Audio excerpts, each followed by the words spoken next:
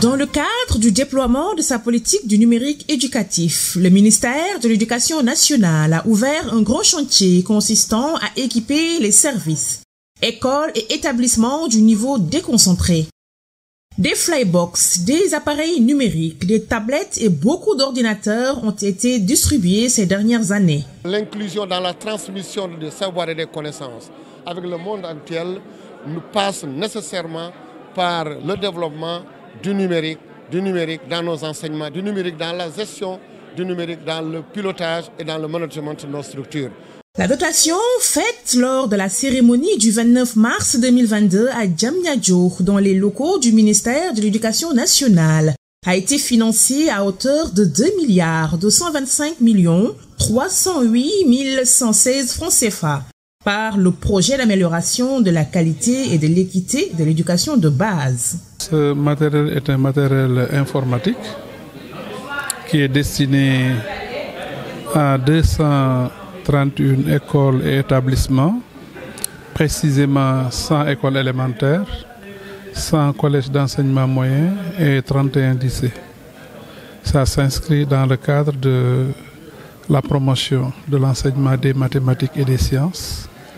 Et avec le numérique, notre approche est une approche de soutien aux enseignements-apprentissages dans le but d'améliorer les performances de nos écoles au niveau de ces différentes disciplines. Bien sûr, ce matériel distribué a été très bien choisi en fonction des besoins du moment et des acteurs qui sont dans les classes. Se féliciter le fait qu'on puisse avoir un matériel moderne de haut niveau, des tableaux interactifs, des ordinateurs convertibles en tablettes, des vidéoprojecteurs, des routeurs et également d'autres éléments qui leur permettent de visualiser et que l'enseignant lui-même puisse agir à partir de son ordinateur et que l'élève puisse le voir. C'est les apprentissages qui déterminent le type de matériel à acheter. Donc c'est en fonction du projet que nous avons choisi le matériel adapté à ce que les enseignants font, à ce que les élèves font. Après la cérémonie de distribution, les équipements ont été immédiatement acheminés dans les différentes IA pour permettre aux acteurs de pouvoir les utiliser à partir de cette année scolaire 2021-2022. Aujourd'hui, le dispositif il est mis en place. C'est plus de 8600 et quelques matériels que nous avons mis en place sur le terrain pour permettre en tout cas de changer de paradigme et d'améliorer les pratiques professionnelles des enseignants. Nous allons expérimenter tout ça et voir ce que ça donne d'ici quelques années. C'est un projet assez intéressant dans la mesure où ça a été conçu par les équipes techniques du ministère. Ce n'est pas un projet importé, tout a été fait sur place.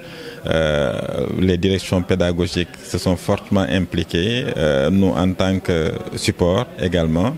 Justement, le ministère de l'Éducation nationale, avec l'éclairage du système d'information et management de l'éducation nationale, avait pensé à d'abord structurer les acteurs du numérique au niveau déconcentré par la lettre circulaire numéro 002866 du 13 novembre 2020.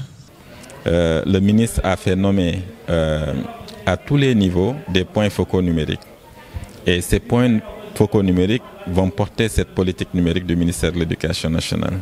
Les interlocuteurs académiques au numérique sont donc des inspecteurs qui constituent la porte d'entrée de tout projet numérique dans les IA. Ils sont épaulés dans la phase opérationnelle par les médiateurs académiques au numérique, les correspondants informatiques des IEF et les référents numériques qui sont dans tous les établissements du Sénégal. Justement, ce nouveau projet arrimé à la promotion des sciences et des mathématiques est porté par ces acteurs du numérique avec le concours des directions pédagogiques. Suite aux directives et aux orientations du président de la République, nous devons réorienter nos enseignements-apprentissages vers les sciences et mathématiques pour que le capital humain, qui est le second pilier du plan Sénégal émergent, puisse être formé et puisse également développer notre secteur primaire qui est l'agriculture, l'élevage et la pêche. Et pour ça, il fallait équiper nos lycées, nos collèges et nos écoles en matériel informatique de haut niveau. La mise en œuvre également de ce projet sera assurée par des agents qui sont au niveau déconcentré et même les acteurs qui sont au niveau des écoles et établissements. Le ministère sera là pour accompagner, pour superviser, mais l'essentiel du travail sera fait par les équipes académiques que nous avons, les équipes numériques académiques que nous avons mises en place. Le programme vise donc à doter 231 écoles et établissements. La DEMCG ne peut pas être en reste du moment que 100 établissements, 100 collèges sont concernés et 31 lycées. Donc vous voyez ce que ça va faire en termes donc de matériel, en termes donc de ressources numériques, donc en termes de formation et vraiment en termes d'acquisition donc au niveau de nos apprenants. C'est d'autant plus important que ce travail est fait pour les directions pédagogiques, notamment la direction de l'enseignement élémentaire, qui travaille tous les jours à l'amélioration des conditions d'enseignement-apprentissage, tant les conditions d'enseignement individuel que d'enseignement collectif. Mais comme pour tout projet, des menaces sont identifiées et concernent surtout la préservation et l'utilisation efficiente du matériel. Heureusement, en fonction des zones, des solutions sont déjà envisagées. Avec Maman, effectivement, nous allons travailler en parfaite intelligence avec l'IA et les établissements concernés pour essayer de bien gérer le matériel qui sera mis donc à la disposition donc de ces établissements. Nous avons reçu le matériel et lorsque nous l'avons reçu, nous avons pensé effectivement à des fiches de suivi à tous les niveaux, niveau école, mais aussi niveau IF. Comme ça va nous permettre de voir comment ce matériel-là est utilisé. Donc c'est une fiche de suivi trimestrielle.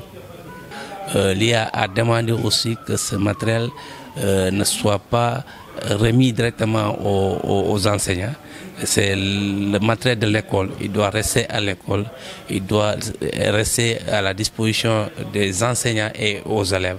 Parce que déjà on a eu l'expérience avec Pipeka, avec des tablettes qui ont été remises aux enseignants, aux écoles. Finalement, certains enseignants en ont fait des propriétaires privés.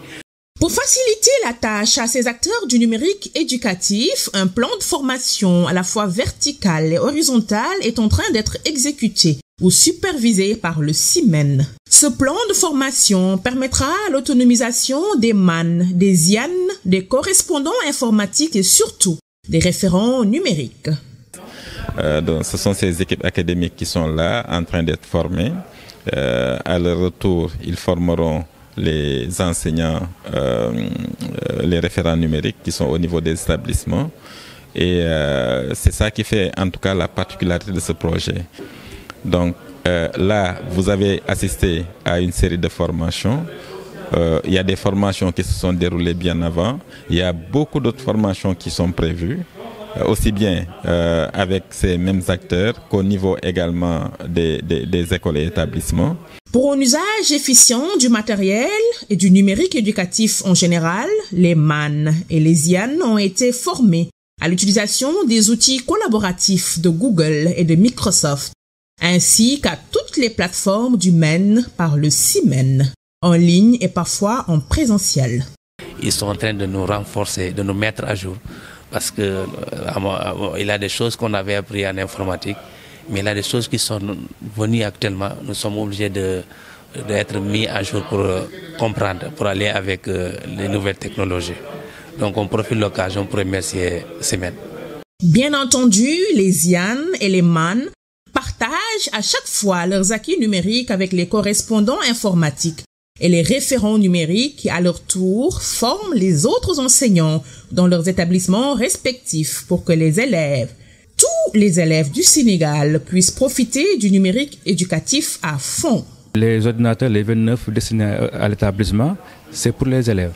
Et maintenant, les référents vont encadrer les élèves. Et nous aussi, on va venir donc en appoint. Donc s'il y a des problèmes techniques, des trucs comme ça, comme quelques applications, nous serons là donc pour encadrer, pour former, pour guider, pour partager donc ces connaissances-là avec les référents. On va organiser des séances, je pense, à l'inspection ou bien dans une autre localité, en tout cas dans Matam, et faire la démultiplication des acquis qu'on a ici et à travers aussi d'autres ateliers qu'on a suivis. Là-bas, nous avons des modules qui sont uniquement consacrés donc, à l'utilisation des TIC, surtout à leur intégration au niveau donc, des établissements. L'IA a pris une décision parce qu'il dit qu'il n'est pas normal que le ministère mette des moyens et que les agents de SIMEN passent de temps à créer, à imaginer et qu'on met des outils à la disposition des établissements et que les gens n'essayent même pas de découvrir, savoir ce qui se trouve dans ces outils, aller utiliser autres outils pour gérer les établissements. Il dit qu'il veut que ça cesse. Donc il a formé tous les chefs d'établissement et tous les référents numériques. Actuellement, je viens de recevoir tout de suite déjà certains des messages de certains établissements qui disent qu'ils ont déjà généré les bulletins et ils vont tenir leur conseil de classe demain avec Planète. Nous allons donc tout faire également pour que, où qu'ils se trouvent, qu'ils puissent accéder aux ressources numériques du ministère, donc en utilisant une bonne connectivité ou en utilisant d'autres solutions que nous sommes en train d'expérimenter. Par ce schéma, l'apprenant demeure la cible principale et prioritaire du ministère de l'Éducation nationale et de ses services déconcentrés. Enfin, pour asseoir tous les acquis dans le numérique éducatif, d'autres contenus sont proposés aux apprenants, souvent de façon interactive, à travers des plateformes et des émissions télévisées.